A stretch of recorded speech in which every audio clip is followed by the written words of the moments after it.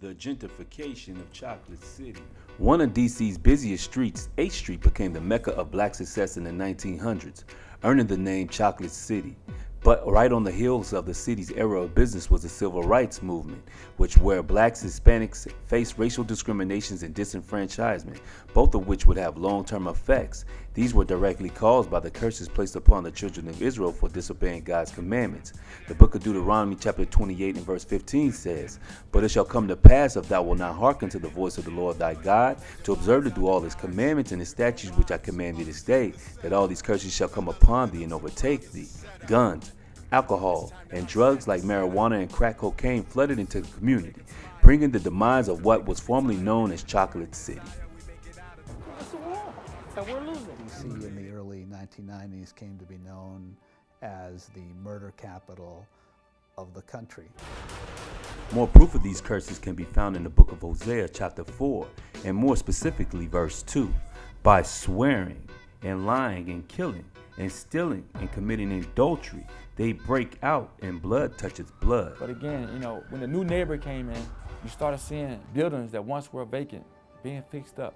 You started seeing the park areas where people go out and hand the park, they started getting beautified and looking pretty.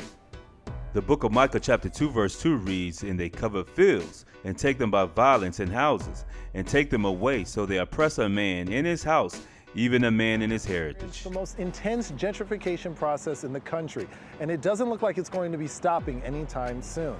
But how does this phenomenon occur, and what exactly does this process look like? Once stood at over 70%, earning it the nickname Chocolate City.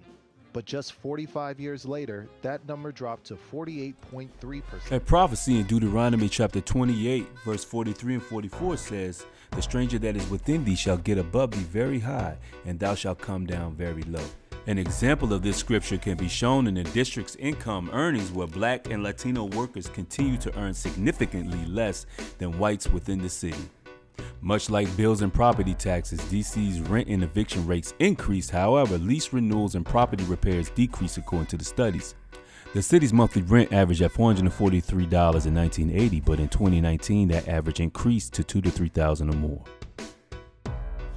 At the effort to silence the music blasting from speakers right outside of a phone store next to Howard University. So they're planning a protest tonight, and they're blaming gentrifiers for the noise complaints. As Bruce Lasham reports, those tunes are part of a long-time tradition. Has blasted outside the phone store at the busy. Who would have thought you could get sued for playing go-go music? People were walking their dogs on Howard's Yard. Yeah, absolutely.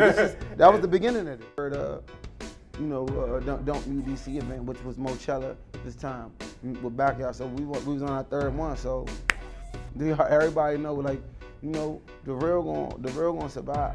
You know what I'm saying? They ain't call it Chocolate City for nothing. Regardless of how the percentages are shifting, it's people that grew up, lost people, lost friends, lost parents, lost money. They not only built their houses from scratch here, but they built the whole community. They built churches, they built schools. As we take a look back into the scriptures, one specific verse in the book of Deuteronomy chapter 28 verse 30 reads, "And thou shalt build an house, and thou shalt not dwell therein." This gives further proof that the blacks in Chocolate City are the people that the Bible speaks of. The way of living for poor black DCers is changing rapidly, even in the public housing sector, and many residents fear the erasure of black culture amidst the changes, causing them to pick up and find another home.